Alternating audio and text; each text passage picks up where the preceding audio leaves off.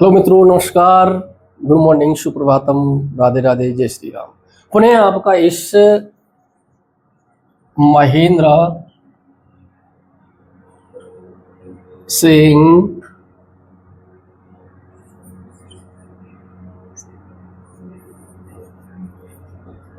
Sanskrit lectures में आपका पुनः पुनः स्वागत, धन्यवाद। देखिए मित्रों, आप तक हमने जो इस व्याकरण के बेस में जो पढ़ा था, व्याकरण की उत्पत्ति किन किन शब्दों से हुई, कौन कौन से उसमें प्रत्यय थे, कौन कौन से उसमें उपसर्ग थे, ये जाना। व्याकरण की परिभाषा जानी कि व्युत्पत्ति दंते शब्द अनेनिति व्याकरणम। इसके बाद व्याकरण की परंपराएं जानी कि पहली परंपरा कौन सी, दूसरी परंपरा कौन सी। तो उसमें हमने पढ़ा था कि पहली परंपरा थी उसमें बृहस्पति परंपरा और दूसरी परंपरा थी उसमें माहेश्वरी परंपरा।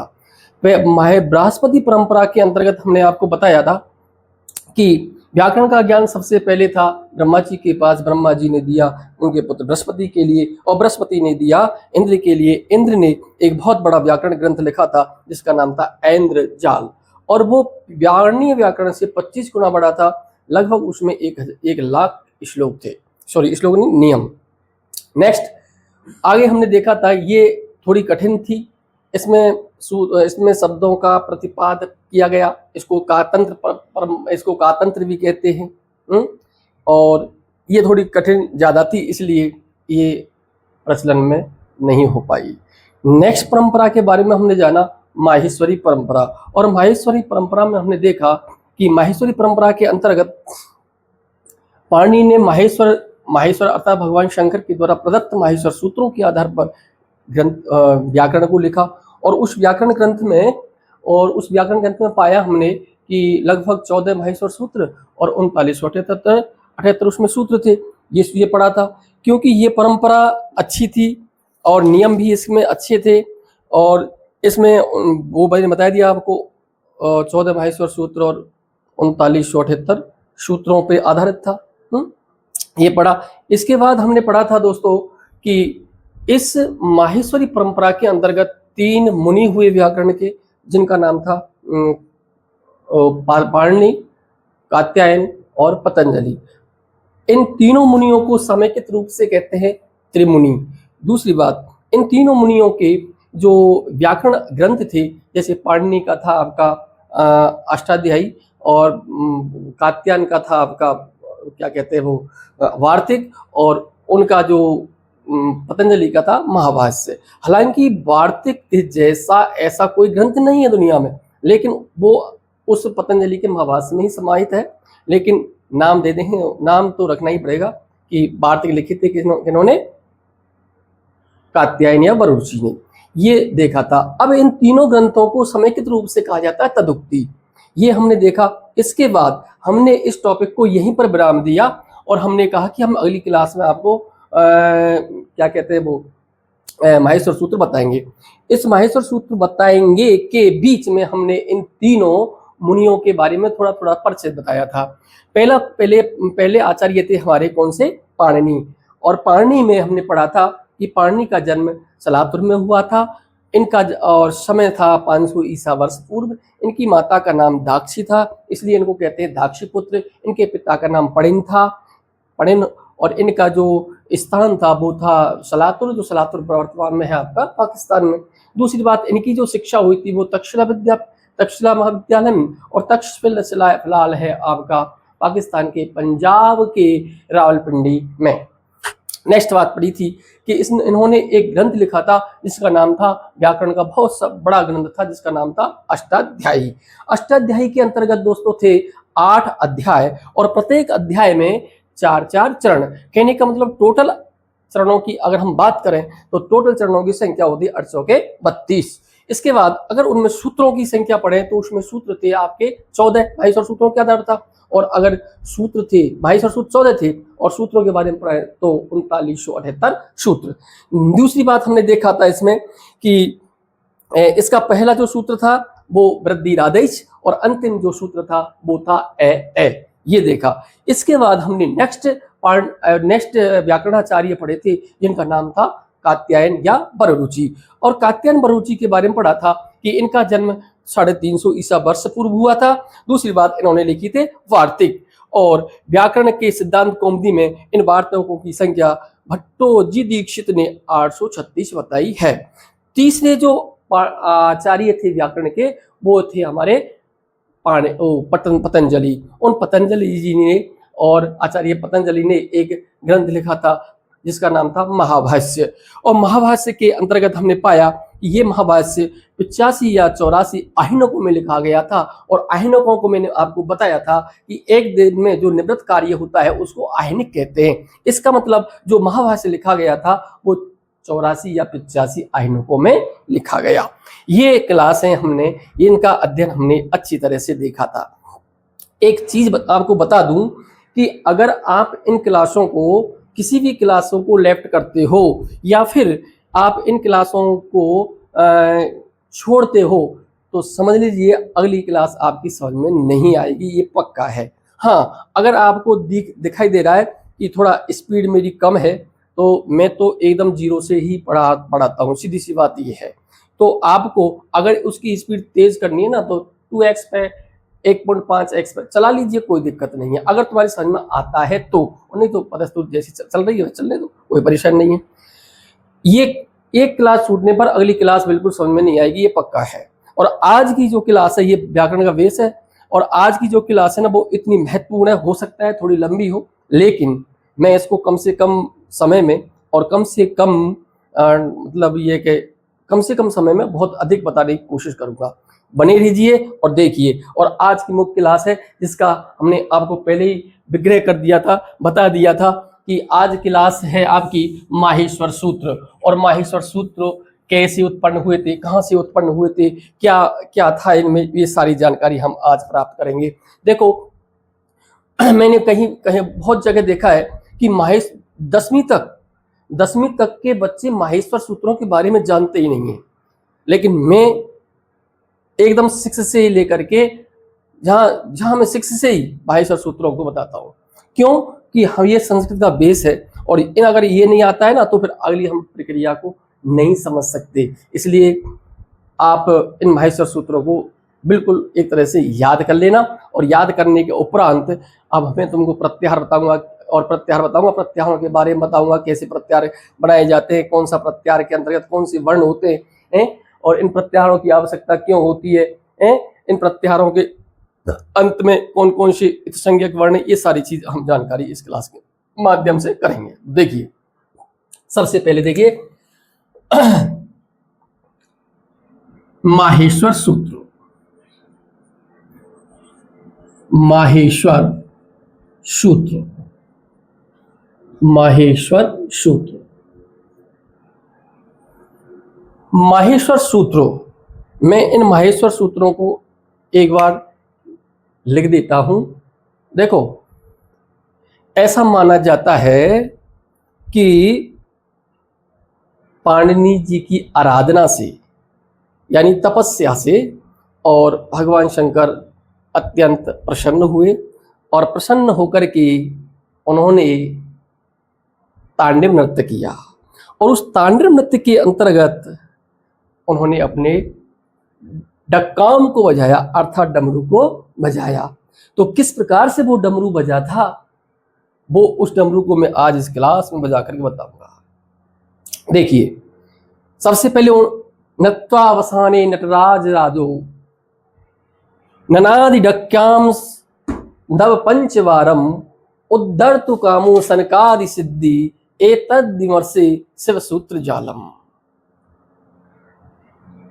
अर्थात उस डमरू की आवाज से, डमरू की जो आवाज थी, वो आवाज पाणिनि जी ने कलमबद्ध की थी, और उस कलमबद्ध करके जो डमरू की आवाज निकली थी उन समस्त आवाजों को कलमबद्ध किया पाणिनि जी ने।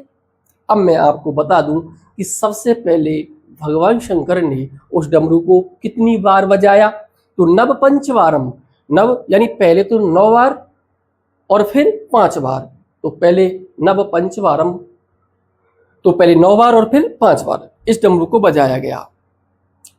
तो सबसे पहले मैं आपको इन माहेश्वर सूत्रों को लिखता हूं। देखो, नंबर 1 आ ई ओ ऋ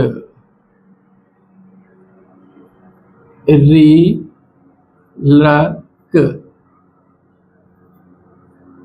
ए अंग आई औ च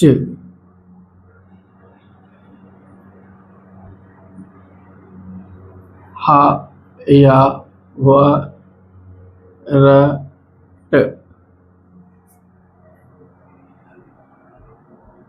और छठवां है लण। सातवां या में ग णे न म यम गणनम। झ भ य झवय झवय घ ढ ध श झवय घड़दस। ज वे ग रे द श जवगड़दस। ख फ छ ठ थ च ट त व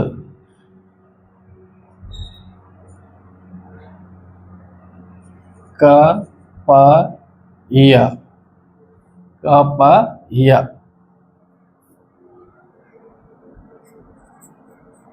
श श श रे ह ले। एक बार और देख लीजिए। आई और रिलक ए अंग आई औज हयावरट यम गणनम झवय घड़दस जब घड़दस खप चटत चटतव कपया सर हल। ओके देखिए, ये थोड़े टेढ़े से हैं, इनको सीधा कर देता हूं मैं। आ ई ओ ओके ठीक। अब देखिए, इसके अंतर्गत इन माहेश्वर सूत्रों को भगवान शंकर के डमरू से उत्पन्न किया गया था, उत्पन्न हुए थे। पाणिनि जी ने इनको लिखा था। इनके अंतर्गत अब देखो, हमारी जो ग्रामर है ना, संस्कृत जो व्याकरण ना, पूरी इन पर डिपेंड है। पहली बात देखिए, इन माहेश्वर सूत्रों के अंतर्गत जो आपका अंतिम वर्ण है, क्या है? अंतिम वर्ण। अंतिम वर्ण है वो आपका अंतिम वर्ण है, कैसा है बेटा? इत संज्ञक। कैसा है? इत संज्ञक, यानी आधा अक्षर है, अर्ध अक्षर कह सकते हैं। हालांकि मैं आपको बता दूं, जो भी व्यंजन है वो सब व्यंजन आपके अर्ध अक्षर ही है। केवल इनमें जो स्वर मिला हुआ है, लिखा हुआ है, वो स्वर केवल उच्चारण के लिए है। इनमें जो अंतिम अक्षर है वो कैसा है? आधा। ठीक है, इनकी संख्या कितनी है? 14। अब हमारा पूरा व्याकरण इन पर ही निर्भर है। इनको बहुत गहनता से देख लीजिए, और जब तक तुम पर संस्कृत रहेगी ना, तब तक आपको किसी भी प्रकार की परेशानी नहीं आने वाली। तो इसके अंतर्गत कुछ फैक्टें हैं, उन फैक्टों को आपको समझते हुए और बढ़िया तरह से लिखना है। देखिए, इसमें हम पहला फैक्ट अगर देखते हैं, तो हम इसमें पहला फैक्ट देखते हैं, तो आप लिख लीजिए। इसमें पहला फैक्ट, ऐसी जनश्रुति है कि भगवान शंकर की स्तुति की थी किसने? पाणिनि जी ने। किसने की थी? भगवान शंकर की स्तुति की थी पाणिनि जी ने। और उस स्तुति से, उस आराधना से प्रसन्न हुए भगवान शंकर, और उन्होंने डमरू को बजाते हुए तांडव नृत्य किया। इसलिए ये सूत्र कहां से उत्पन्न हुए? भगवान शंकर के डमरू से, अतः इनको माहेश्वर सूत्र कहते हैं। तो आप लिख सकते हैं कि जनश्रुति के अनुसार, जनश्रुति के अनुसार पाणिनि, आचार्य पाणिनि की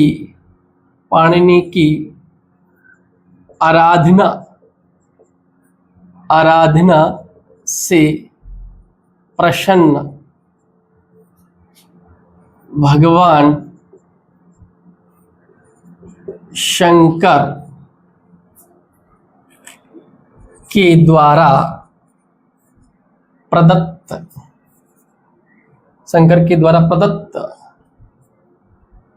तांडव नृत्य के अंतर्गत, प्रदत्त ऐसा लिख लीजिए, तांडव नृत्य के भगवान शंकर के तांडव नृत्य के अंतर्गत, भगवान शंकर के द्वारा तांडव नृत्य के अंतर्गत प्रदान इन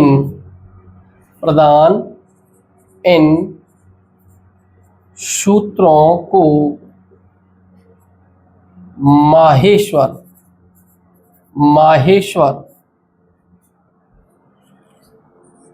सूत्र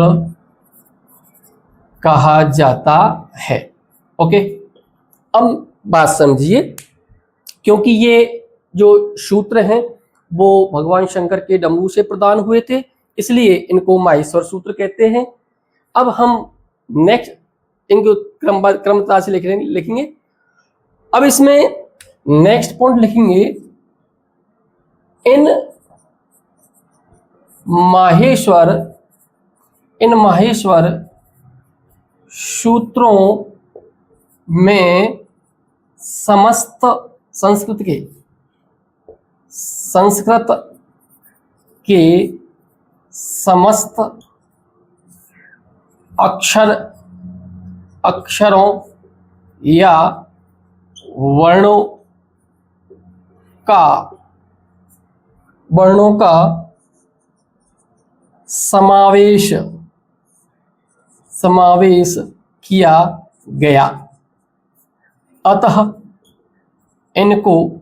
अतः इनको अक्षर सामनाय या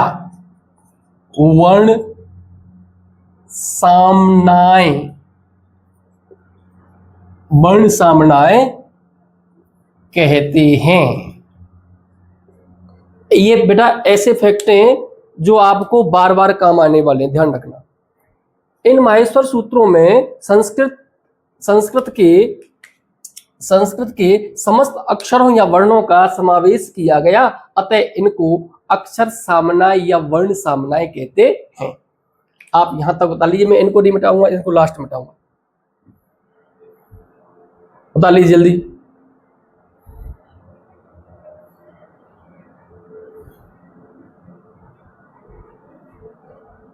हटाता हूं।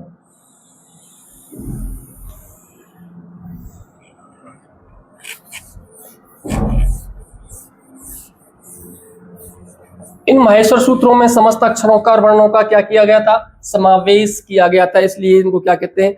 अक्षर सामनाय या वर्ण सामनाय। नेक्स्ट फैक्ट लिखते हैं कि सामनाय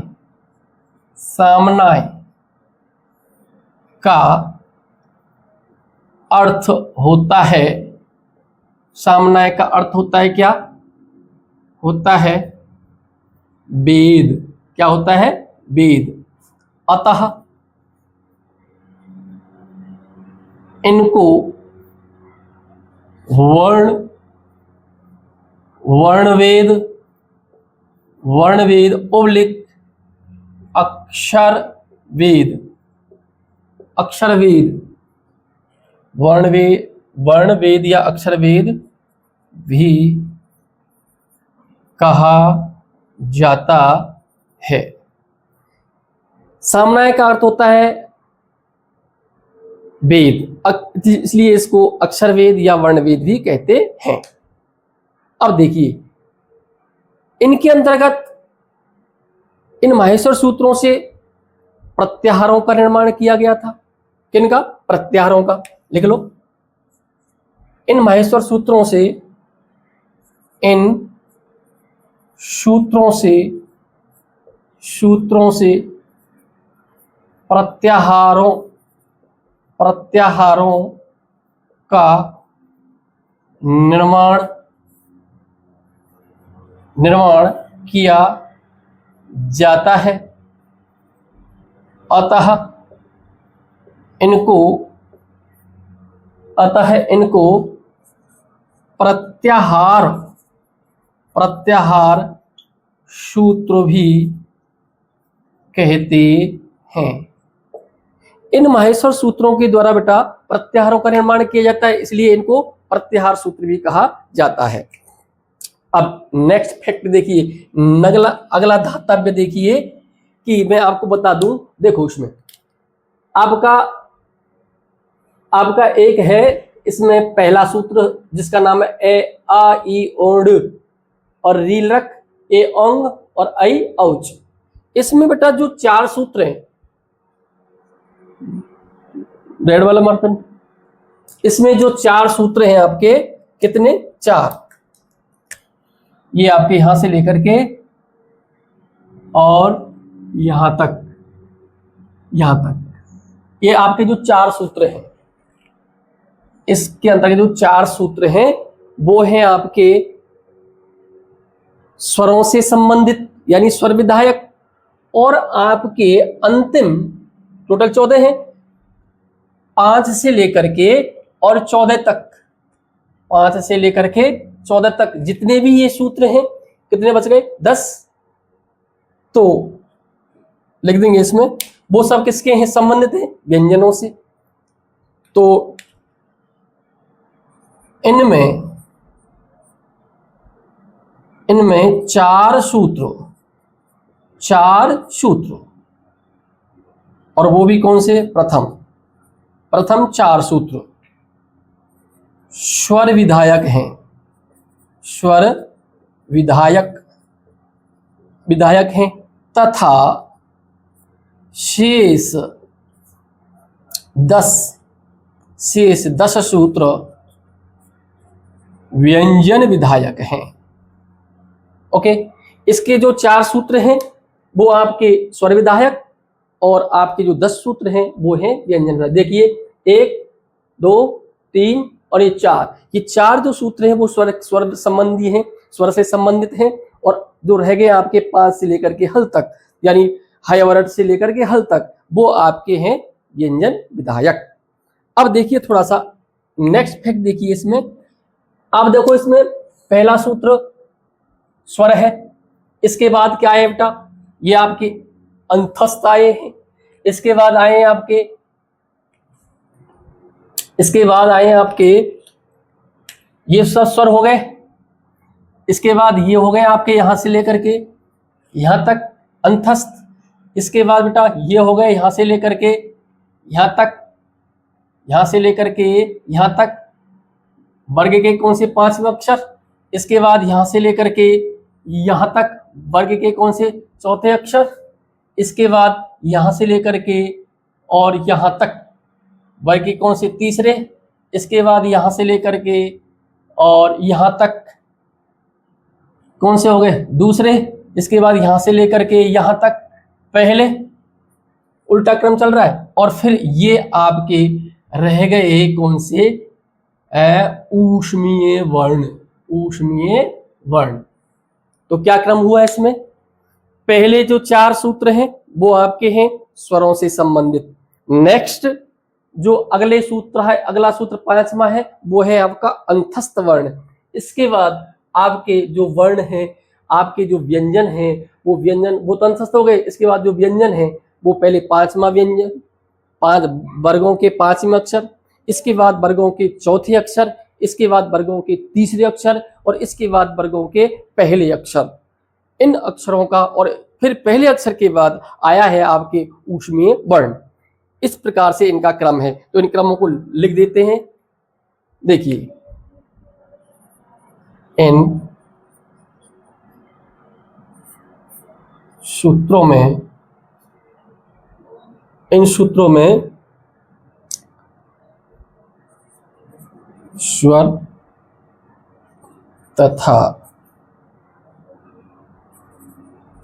अंतस्थ और वर्ग के पांचवें, चारवें, यानी डायरेक्ट लिख दो, वर्ग के पांचवें, चौथे, तीसरे और दूसरे और पहले एवं ऊष्मीय वर्ण, ये क्रम है इनका। इसमें इन माहेश्वर सूत्रों में पहले क्या है? पहले क्या है? स्वर, और स्वर के बाद क्या है? अंतस्थ, अंतस्थ के बाद वर्ग के, किसके? वर्ग के। वर्ग बताऊंगा मैं आपको, 5 वर्ग होते हैं। वर्ग के पांचवें, चौथे, तीसरे, दूसरे, पहले, और इसके बाद क्या है? ऊष्मीय वर्ण। ये क्रम है इनका। इसके बाद बेटा, इसके बाद हम देखते हैं कि यहां तक का आप मैटर उतार लीजिए। देखो, सामनाय का अर्थ होता है वेद, इसलिए इनको वर्ण वेद या अक्षर वेद कहते हैं। इन सूत्रों में प्रत्याहारों का निर्माण, इन सूत्रों के द्वारा प्रत्याहारों का निर्माण किया जाता है, अतः इनको हम प्रत्याहार सूत्र भी कहते हैं। इनमें चार सूत्र, यानी प्रथम जो 4 सूत्र है वो स्वर विधायक है, स्वर संबंधित है, और शेष जो 10 सूत्र है वो व्यंजन विधायक। इन सूत्रों में स्वर तथा अंतस्थ तथा पांचवा, चौथा, वर्ग का पांचवा, चौथा, तीसरा, दूसरा, पहला, इस प्रकार से इनका क्रम है। उतार लीजिए, समझता हूं शायद आपने उतार लिया होगा। नेक्स्ट बात, चलिए,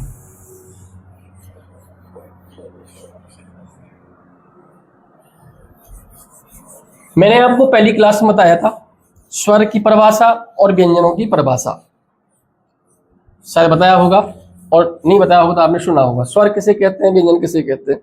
तो स्वर किसे कहते हैं? स्वयं राजन्तेति स्वरा। और व्यंजन किसे कहते हैं?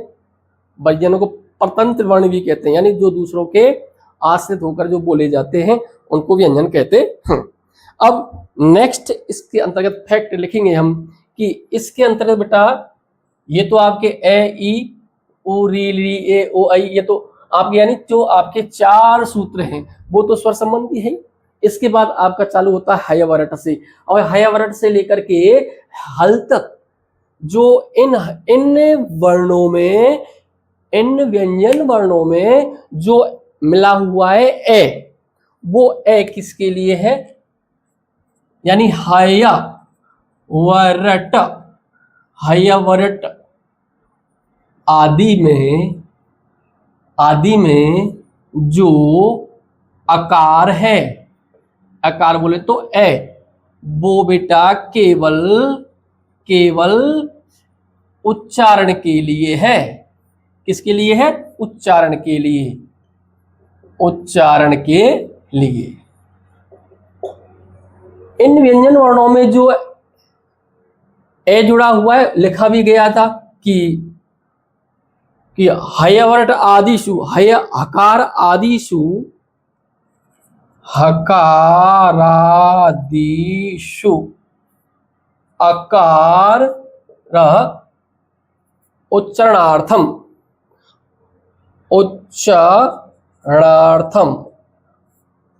हकार आदिषु अकार है उच्चारणार्थम।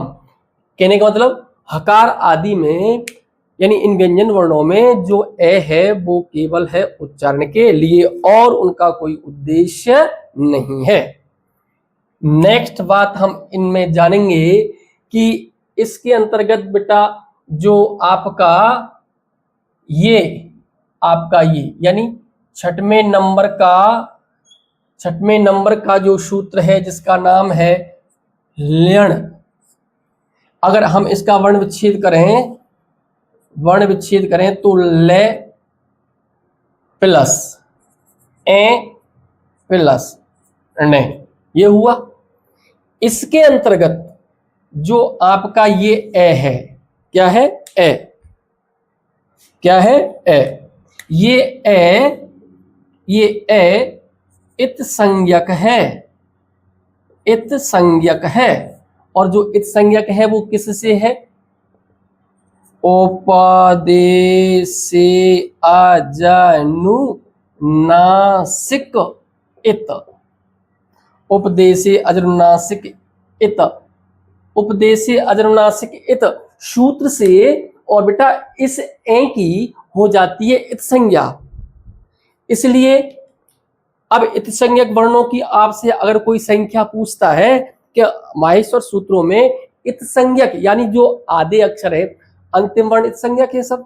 देखो इसमें इत संज्ञक वर्ण बताऊं आपको, जैसे मैंने ये जो हरे कलर से कर, ये इत संज्ञक है आपका, ये इत संज्ञक है, ये इत संज्ञक है, ये इत संज्ञक है, इधर ये है, इधर ये इत संज्ञक है, ये इत संज्ञक है, ये है, ये है, ये है, ये है, और ये आपका ये इधर ये।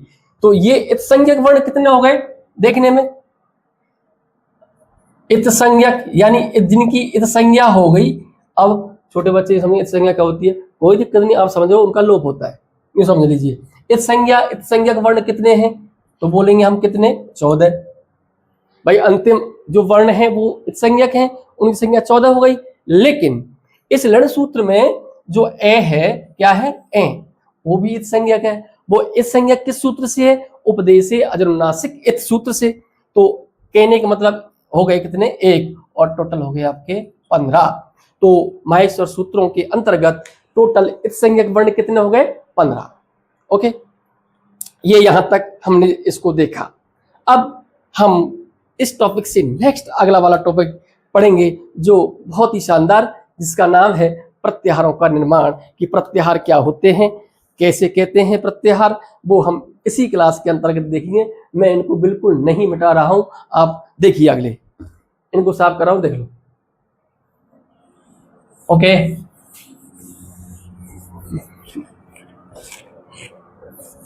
मैं चैलेंज कर सकता हूं बेटा, तुम इन क्लासों को देखते रहो बस, और जो चीज अच्छी लगे ना सारी चीज को एक नोट्स बना लो इनको, और फिर देखो क्या आनंद आएगा। अब देखिए,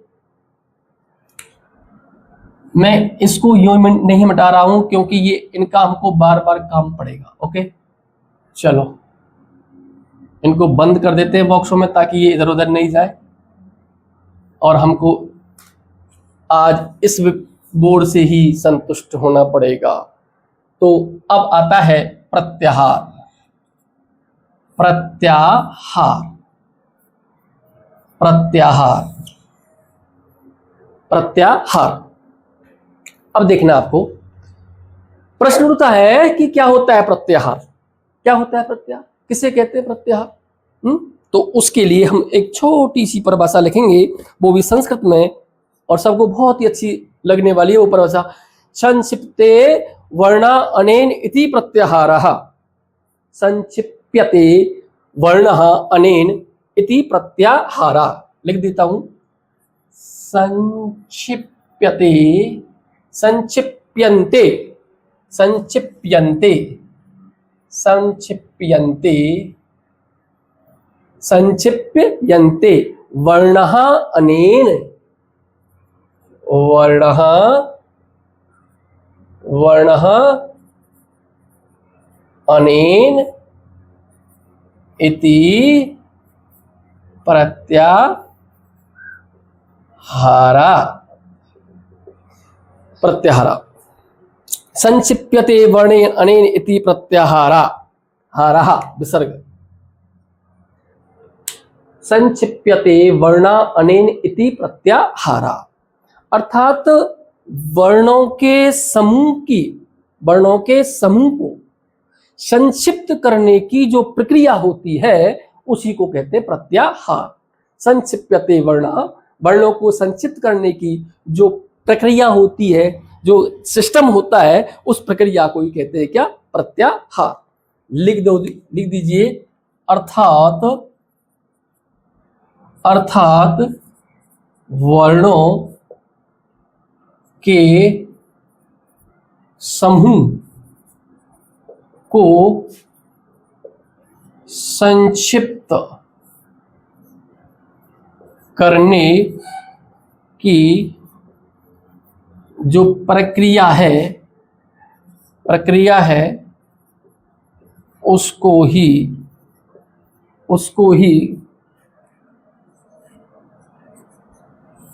प्रत्याहार कहते हैं।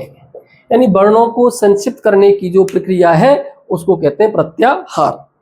ये संक्षिप्तीकरण क्या होता है, सुनो। जैसे आप मेरे से रख लीजिए मेरा नाम, जैसे महेंद्र सिंह लंबा नाम है, और अगर हम इनको शॉर्ट में लिखते हैं तो अपन लिख देते हैं MS, शॉर्ट नाम हो गया है। एम का मतलब नाम पूरा और फिर क्या है, सिंह। तो कहने का मतलब जो बड़े बड़े वर्ण हैं उन वर्णों का जो समूह है उन समूह को छोटे रूप में लिखने के लिए, एक शॉर्ट रूप लिखने के लिए, और उनको कहते हैं प्रत्याहार। अब ये प्रत्याहार हमारे किस प्रकार से बनाए जाते हैं, किस प्रकार से बनते हैं और इनके अंतर्गत कौन कौन से वर्ण होते हैं वो और थोड़ी सी जानकारी ले लेते हैं। तो देखिए उसका एक सूत्र आता है बेटा, प्रत्याहार बनाने की जो प्रक्रिया है, आप हेडिंग डाल देंगे प्रत्याहार, प्रत्याहार बनाना, प्रत्याहार निर्माण, प्रत्याहार निर्माण। ये दिखाई दे रहा है क्या भाई, इसको देखना, ये दिखाई दे रहा है क्या, प्रत्याहार निर्माण। इसका एक सूत्र है छोटा सा, मैं उसको लिख देता हूं। अर्थात इसका सूत्र है आदि रंतेन संहिता, आदि रंतेन संहिता। आदि ही विसर्ग है, आदि ही प्लस अंतेन और संहिता, आदि अंतेन संहिता। आदि का मतलब होता है अंतिम संज्ञक वर्ण। इसकी वृत्ति और लिख देता हूं थोड़ा सा, इसमें कम पड़ेगा, ये ऊपर लोगों को मिटा रहा हूं बेटा, मैं इसको मिटा रहा हूं।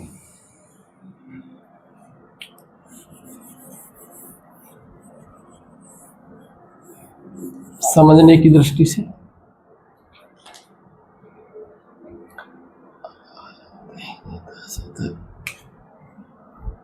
लिखिए, इसकी वृत्ति लिख रहा हूं जो कि तुम इसको अभी मिटाऊंगा, इसको हटाऊंगा, इस वृत्ति को यहां लिखेंगे, इसके नीचे उस वृत्ति को लिखेंगे।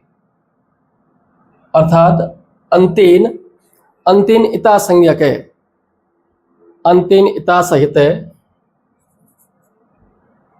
अंतेन इता सहित है, आदि मध्यगानाम, आदि मध्यगानाम, आदि मध्यगानाम स्वयस्य च संज्ञा स्यात्, स्वयस्य च संज्ञा स्यात्।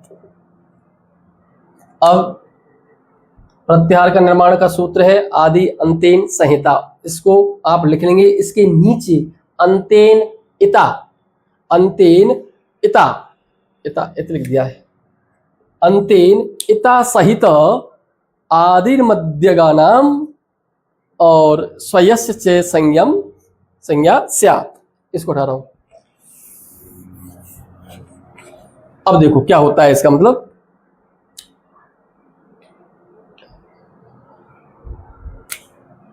अंतेन अंतिम, यानी अंतिम इति संज्ञक वर्णों के साथ। अंतेन इता सहिता का मतलब होता है अंतिम इत संज्ञक वर्णों के साथ। आगे क्या आ रहा है बेटा? आदि। आदि मन होता है पहले। मध्य, मध्य मन क्या होता है? बीच में। गणाम अर्थात वर्णों का, आदि और मध्य के वर्णों का, आदि और मध्य के वर्णों का। तो आदि में होता है प्रारंभिक, प्रारंभिक, और मध्य में होता है बीच वाले वर्णों का, वाले वर्णों का जो समूह है, जो वर्णों का समूह है, जो वर्णों का समूह है, उनको ग्रहण किया जाता है। कौन कौन से वर्णों को? अंतिम इत्संज्ञक वर्णों के साथ, अंतिम इत्संज्ञक वर्णों के साथ। प्रारंभिक, प्रारंभिक यानी पहले वाले, और मध्यगानाम यानी बीच वाले वर्णों को ग्रहण किया जाता है, ना कि इत्संज्ञक वर्ण का, ना कि इत्संज्ञक वर्ण का। कहने का मतलब जो शुरुआत का वर्ण है। जैसे मैं एक उदाहरण देता हूं, जैसे आपका है अच, अच को लेता हूं, अच। तो देखिए अच के अंतर्गत क्या है? ये ऐसे लेकर के यानी प्रारंभिक हो गया, और ऐसे लेकर के अंत, जो जैसे अच है तो अच का पहला अक्षर ए और लास्ट का अक्षर क्या है? चे। तो ऐसे लेकर के, ऐसे लेकर के, दूसरा लेता हूं, ऐसे लेकर के चे तक, खाए चे, ये रहा चे, ऐसे लेकर के चे तक, ऐसे लेकर के चे तक। तो आदि से लेकर के यानी ए से लेकर के कहां तक? चे तक। मध्य का नाम और बीच वाले वर्णों का, आदि तो यह हो गया, आदि से लेकर के और कहां तक? अंतेन इता सहित है, अंतिम इत्संज्ञक वर्णों के साथ। अंतिम, ये अंतिम इत्संज्ञक वर्णों के साथ, इस अंतिम इत्संज्ञक वर्ण के साथ। आदि, आदि माने प्रारंभिक, मध्य का नाम माने बीच के। आदि ये प्रारंभिक हो गए सब, और बीच के, जो बीच के वर्ण आ रहे हैं वो। लेकिन इन जो इत्संज्ञक वर्ण हैं उनको बेटा ग्रहण नहीं करेंगे। जो बीच में इत्संज्ञक वर्ण आ रहे हैं उनको ग्रहण कदापि नहीं करेंगे। केवल अपन को ग्रहण करना है आदि यानी पहले और अंत वाले। तो ए ई उ, णे को छोड़ देंगे, री ली, के को छोड़ देंगे, ए ओ, गे को छोड़ देंगे, आई औ, आई औच है बेटा, ये आई औच, आई औच, ध्यान नहीं रहा था, आई औच। तो क्या हो गया?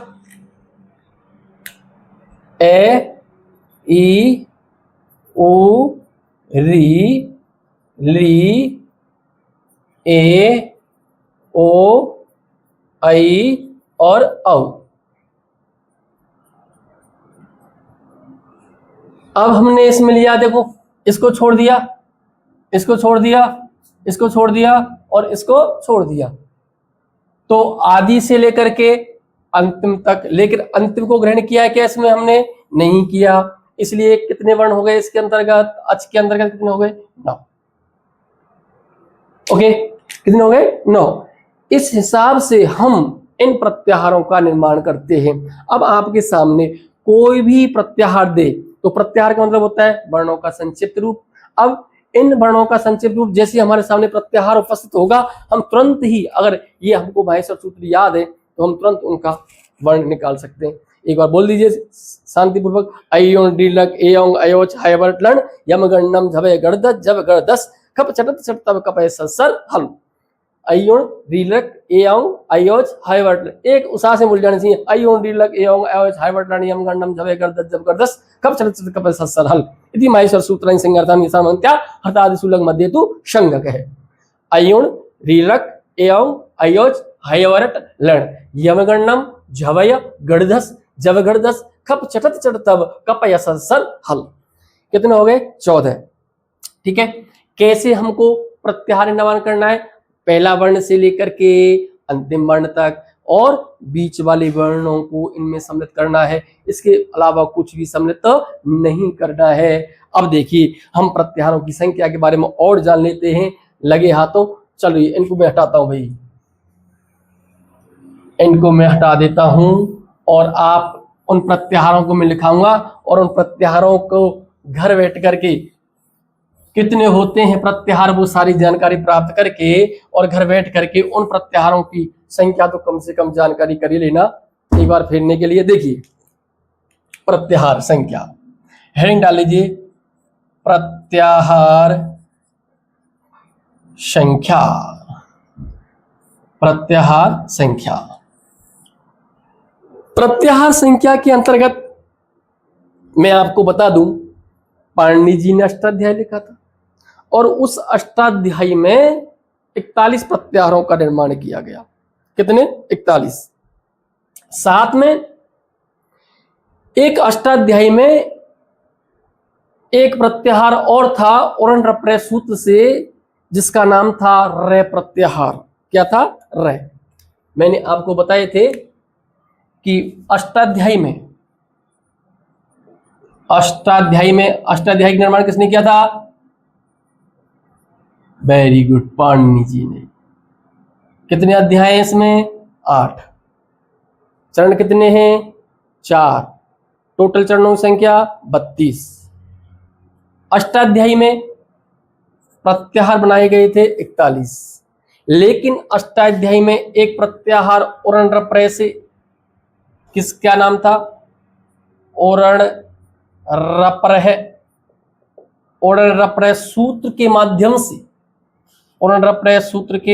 माध्यम से एक प्रत्याहार और देखा गया जिसका नाम था रे प्रत्याहार।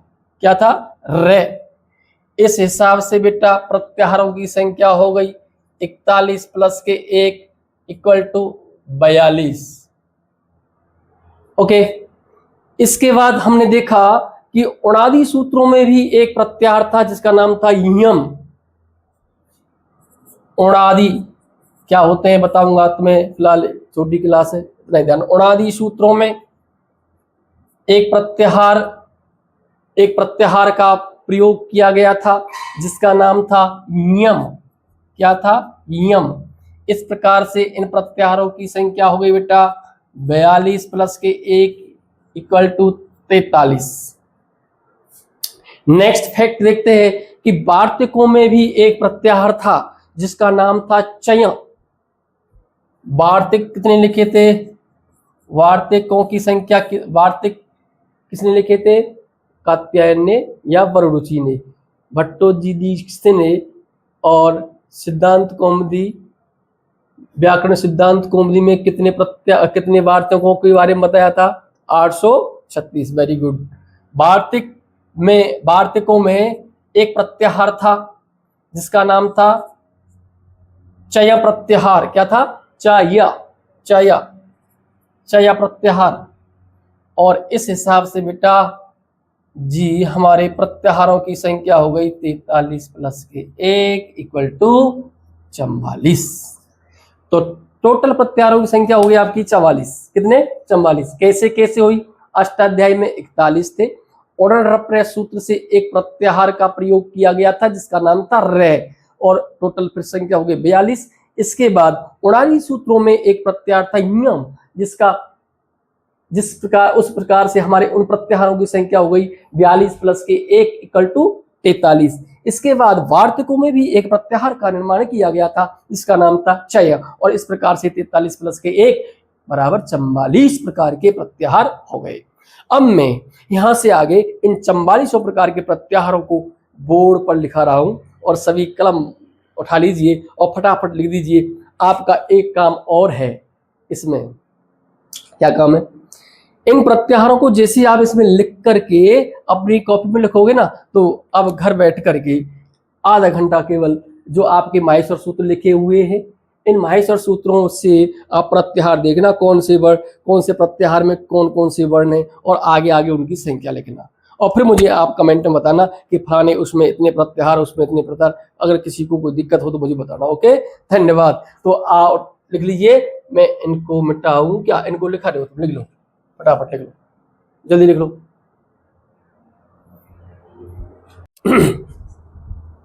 तो लिख लिया होगा सबने। देखो, ये मैंने आपको 44 प्रकार के प्रत्याहार निबद्ध किए हैं।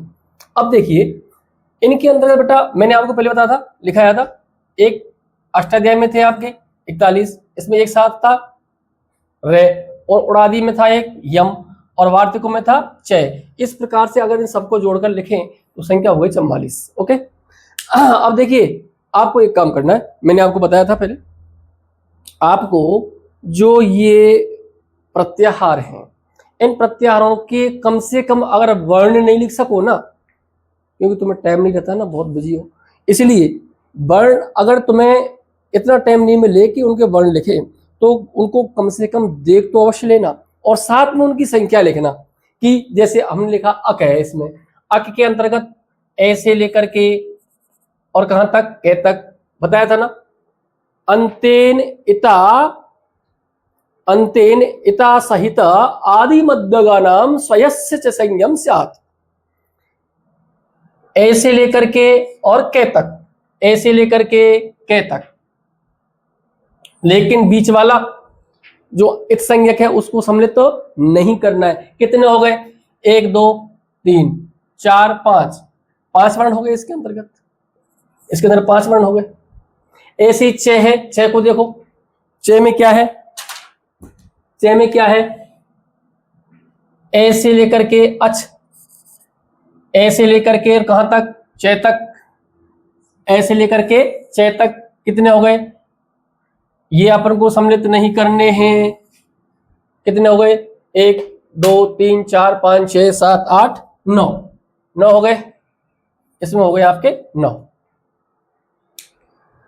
ऐसे हम इन प्रत्येक प्रत्याहारों के वर्णों की संख्या अवश्य लिखेंगे, और एक बार इनको देख लो, अक अच अट अण अण यम, अण 2 बार है बेटा, एक अण का प्रयोग तो इषणे तक और एक अण का प्रयोग इषणे तक, अम अल अश इक इच इण उक इंग एच ऐच खय खर यम, और चय चर छव जश झया झर झल झश झश वश भस मय य यण यम यय यर रल वल वस सर सल हल हस हर्रे और यम। इस प्रकार के ये आपके 44 प्रकार के प्रत्याहार हो गए। मैंने बार बार कह रहा हूं, आप इसको लिख करके इनकी संख्या अवश्य देखना। दूसरी बात, आपको ये जो व्याकरण का वेश है, विशेष रूप से जो छोटे बालक हैं उनके लिए थोड़ा अटपटा लग रहा होगा, लेकिन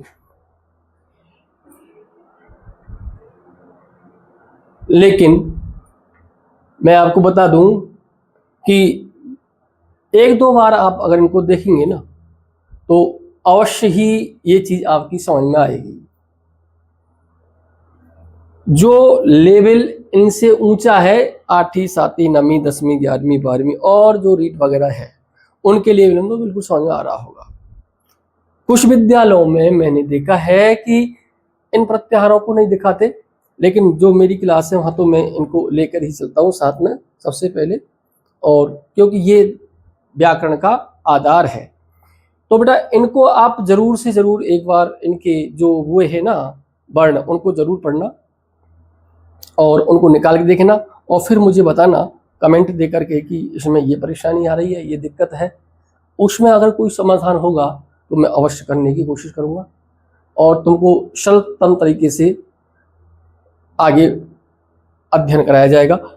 इसके बाद जो नया टॉपिक आएगा ना, वो आएगा हमारा, देखो मैं कह रहा हूँ तुमके दावे के साथ, जब आप इन प्रत्याहारों को एक बार अपने दिमाग में सेट कर लोगे ना, तो आपको जब संधियों में हम संधि पढ़ेंगे, झलाम झज झसी झसो अंते वृद्धि राधा से वृद्धि रेची एको यणची अधिगुण आदिगुण, इस प्रकार से सूत्र पढ़ेंगे, तो उन सूत्रों में आपको लेस मात्र भी परेशानी नहीं आने वाली, क्योंकि जैसे तुम्हारे सामने सूत्र आएगा और जैसे प्रत्याहार आएगा निकल करके, तुम तुरंत बता देंगे इसके अंदर ये वर्ण आएंगे, तो फिर दिक्कत आने वाली नहीं है। हाँ, इसमें एक बात है, मैं बता रहा था कि इसमें अण 2 बार आ रहा है।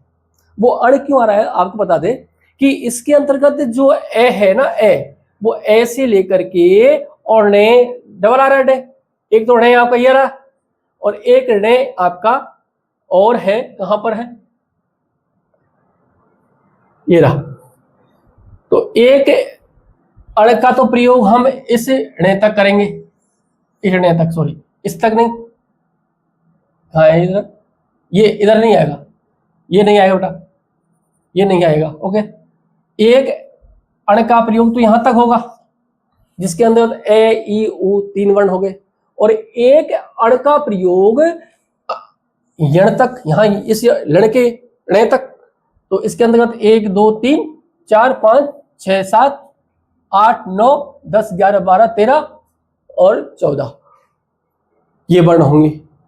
ठीक है, तो इसके लिए सूत्र अलग है, और जब उसकी हम जो श्रवण संज्ञा पढ़ेंगे ना, तो उसमें हम बताएंगे आपको, और उसका सूत्र आपको बता दूं मैं कि एक सूत्र आता है, उस सूत्र के माध्यम से हम एक अण का प्रयोग यहां तक करेंगे, एक अण का प्रयोग यहां तक करेंगे, बस आप ये ध्यान रखना, कोई दिक्कत नहीं है। सूत्र जब आएगा, जब आपके लेवल में जब आएगा, जब बताऊंगा, तो इनको जरूर एक बार आप देखना, और क्या कहते हैं उनको मुझे बताना क्लास कैसी लगी, और नेक्स्ट क्लास आपकी संधियों की मिलने वाली है बहुत जल्दी। ठीक है, धन्यवाद, जय श्री श्याम, जय श्री राधे, और देखते रहना मजेदार से इस क्लासों को, समझते रहो, और अगर तुम्हारी समझ में थोड़ा सा नहीं आता है तो आपको मैं एक सॉल्यूशन बता देता हूं। आपने अगर एक भी वीडियो छोड़ दिया इनमें से, तो अगली वीडियो बिल्कुल समझ में नहीं आएगी, पक्का है। हाँ, अगर आपको टाइम का अभाव है तो आप उसका एक सॉल्यूशन निकाल सकते हैं, उसको 2x पर या 1.5 पर वो क्वालिटी डाल करके, और उसको जल्दी से आप वीडियो को पूरा कर सकते हैं। थोड़ी क्लास लंबी है ना, इसलिए ध्यान रखना। ओके, धन्यवाद, नमस्कार, जय श्री राधे।